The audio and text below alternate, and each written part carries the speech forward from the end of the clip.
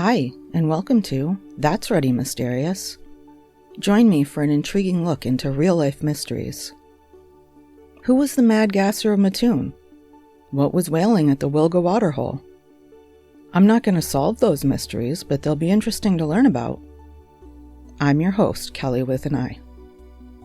Transcripts and references for all episodes can be found at that'sreadymysterious.wordpress.com. No apostrophe and no exclamation point. Today's tale is about Ettore Majorana. There are several categories of scientists in the world. Those of second or third rank do their best but never get very far. Then there is the first rank, those who make important discoveries fundamental to scientific progress. But then there are the geniuses like Galilei and Newton. Majorana was one of these, said Enrico Fermi, renowned Italian physicist. Ettore Majorana was born in Catania, Sicily on August 5, 1906, to parents Fabio and Domenica Majorana. He was the fourth of 5 sons. Ettore finished high school early and then in 1923 went to Rome to study engineering. 5 years later, he went to the prestigious Sapienza University to study physics. 5 years after that, he went to study under Nobel Prize-winning physicist Enrico Fermi. Eventually, the two became colleagues, and Majorana really impressed Fermi. In 1929, at the age of 23 years old, Majorana won his laurea in physics from the University of Rome La Sapienza. Ettore Majorana rarely took credit for his discoveries. In his whole career, he only wrote 9 papers. Despite this, he had a lot of achievements in his short career. If he'd published, he would have won the Nobel Prize for discovering the neutron. In 1931, Irene Curina Joliot, Frederic Joliot, studied how radiation from beryllium hit paraffin wax, pushing out protons from hydrogen atoms, making the protons move and recoil.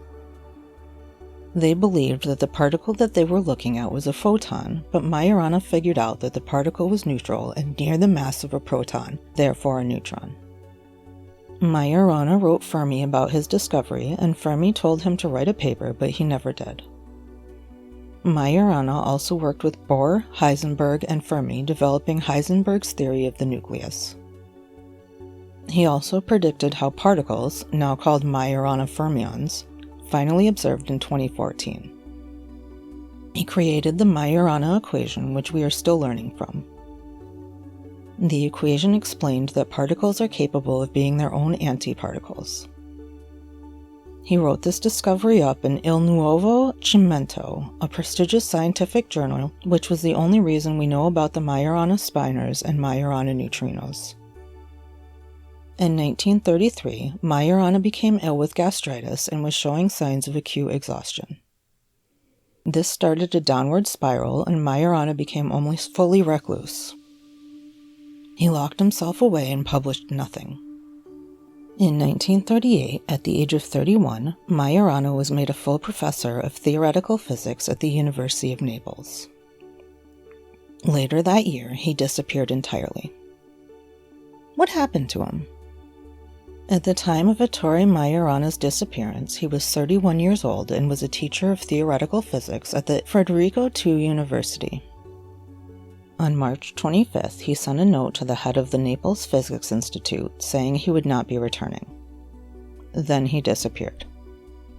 The note read, "Dear Corelli, I made a decision that has become unavoidable.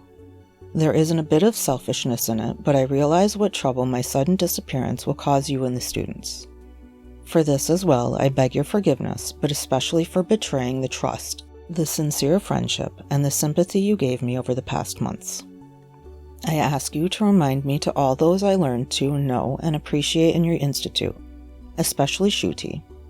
I will keep a fond memory of them all at least until 11 p.m. tonight, possibly later too.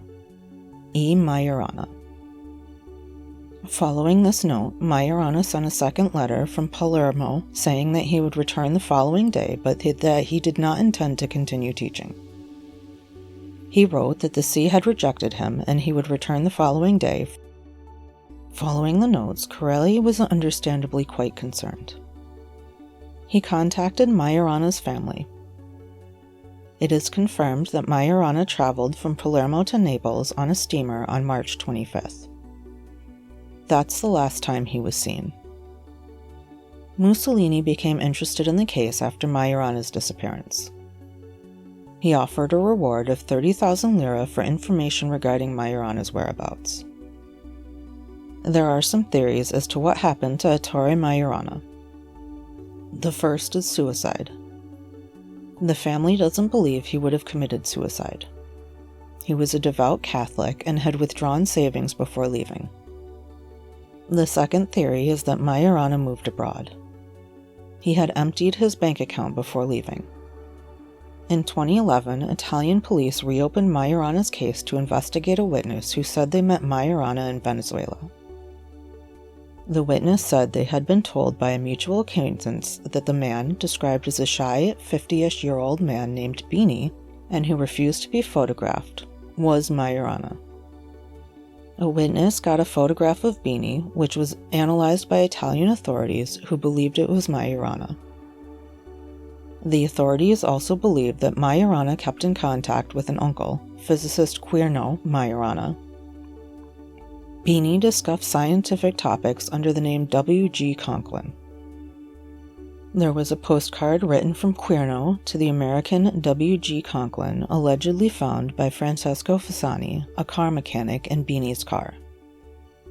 Some believe that Majorana moved abroad to get away from the war in fascist Italy.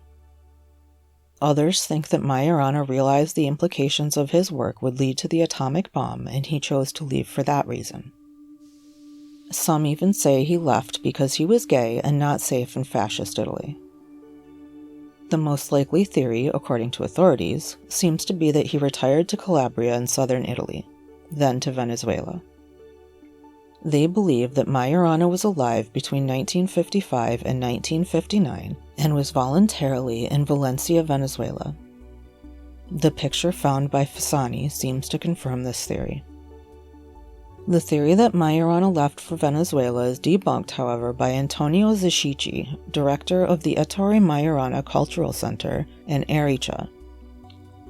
He says that if Majorana was seen in Venezuela in 1955, nothing can be true. He calls it a false news even if it comes from a reputable source like the Public Prosecutor's Office in Rome. Ziscici claims that Majorana left for a convent or monastery. This is also the theory that the family chose to believe. Ziscici said, "I met the Bishop of Trapani in the 60s, Monsignor Riccieri. He regularly came to the events of the Center for Scientific Culture and once revealed to me that he was Majorana's confessor and that he had mystical crises. So he went to a convent and that's it, other than Venezuela." Monsignor Riccieri, Majorana's confessor, said that Majorana experienced a mystical crisis and that suicide in the sea was not true. He said that's all he could say because he was bound by the rules of the confessional. Some believe that Majorana became homeless in Naples, helping students with math, although this doesn't seem likely. Others believe he was murdered by Nazis, so his work couldn't create the atomic bomb before them, but again, this doesn't seem likely. Ettore Majorana's disappearance is discussed in films and books like The Majorana Case by Leonardo Sciascia. He believed that Majorana disappeared because he foresaw how his work would be used to create the atomic bomb. After prosecutors in Italy reopened the case in 2011, they asked for it to be closed. They said Majorana did not disappear due to murder or suicide, nor did he shelter in a convent as suggested by family and friends.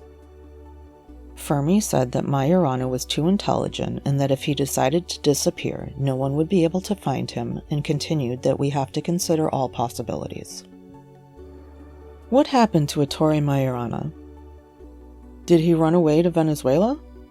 Or did he go to a monastery or convent? Or did he commit suicide aboard the steamer? What do you think?